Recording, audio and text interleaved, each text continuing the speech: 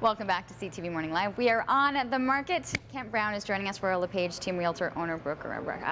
It is wonderful to have you here. Well, Leanne, it's a pleasure. And we finally get to chat. Usually Kirk gets to chat with you, but usually ours is done in board meetings and stuff. Well, this is nice. We're together on the Ottawa Snowsuit Fund, and this is great. Great to be here.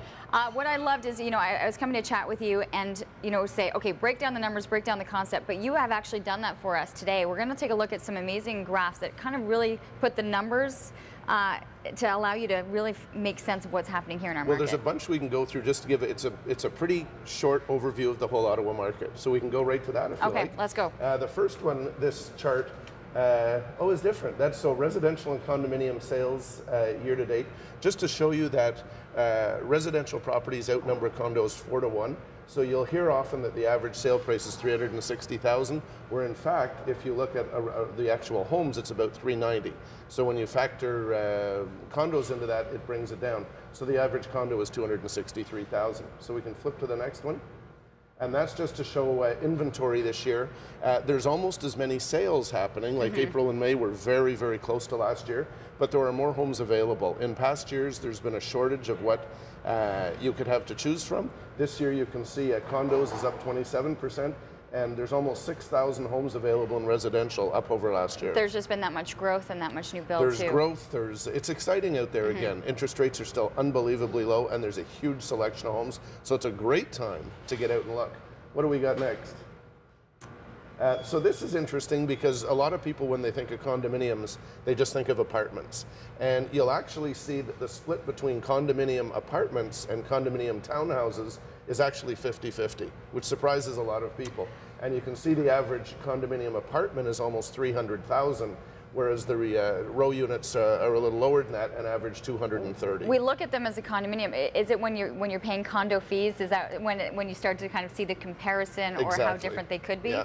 There's even some freehold houses on private streets or lanes where you pay a small association fee like a condo fee, but this is just row units versus apartments. 50-50. Yep. And what's up next? Residential sales. This is interesting because if you're in a different style of home, whether it's a split level or a semi-detached or a row unit that's residential, you'll notice here that 83% of the homes that sell in the city are either 2 stories or bungalows. So when you've got a home that isn't a 2-story or a bungalow, you're dealing with a little smaller segment of the market. But 60% of all homes in the city are 2 stories. Of what people are looking for. So when you're looking at maybe split level or just different design. There aren't as many of them, but also not as many selling. Next up, this is just to show where the units break down in a year. So if you see the first 2 categories, 3 to 500,000 is 54% of the market. So the huge percentage of the market is between 3 and 500,000. Where it really gets interesting, especially if you have a higher priced home, is 750 to $1 million. We're at 2.7, over $1 million, under 1% of the market.